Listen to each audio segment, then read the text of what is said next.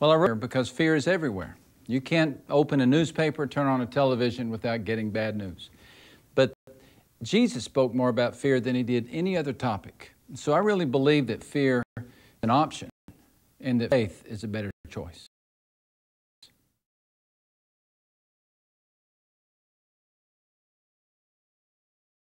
Afraid they don't matter. I think the fear of insignificance, of making no contribution, of living a life and coming and going and no one knowing. I think this fear of being too small is the biggest fear of all.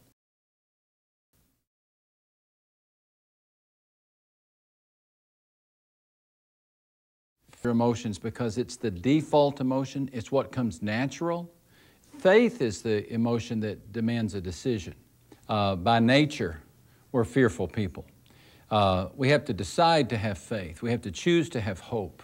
So fear overtakes other emotions because it's what comes most naturally to us.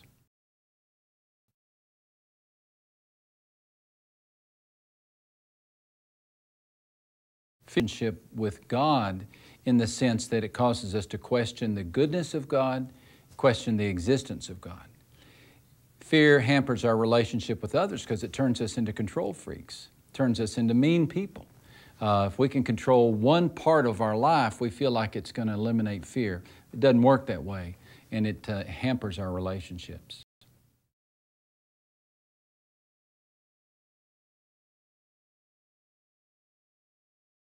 Fear is the best thing. The fear of God is the beginning of wisdom, the Bible says. Now, when the Bible talks about fear, the better word is reverence, or respect, and awe.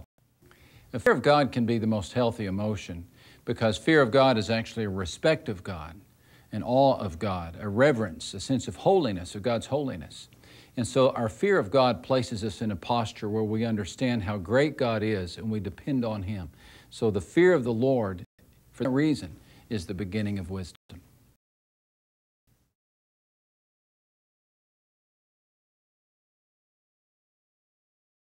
Parenting because we just are afraid our kids are going to get hurt. We're afraid of the influences, so we can overprotect them. And we can feel like we are in charge of them, forgetting that really they were God's children first. And so the ultimate answer to our fear of our children's struggles is prayer and trusting God to help them.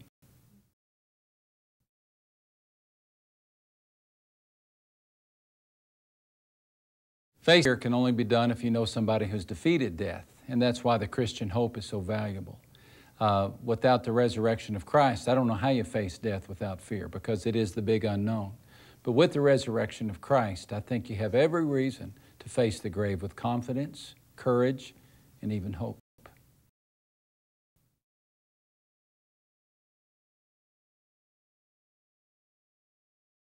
Financial fears needs to remember that times like this come. It's just a part of living in a world that depends on an economy. But our ultimate hope is not the economy. We trust in God, and He gets us through times of any type of fear, even financial fears.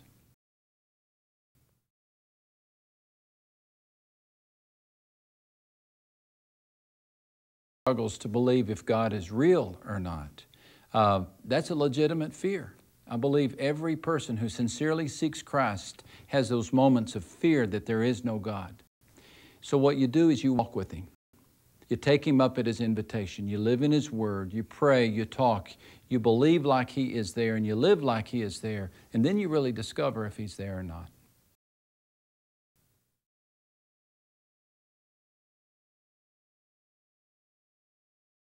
Trust and fear is pretty simple.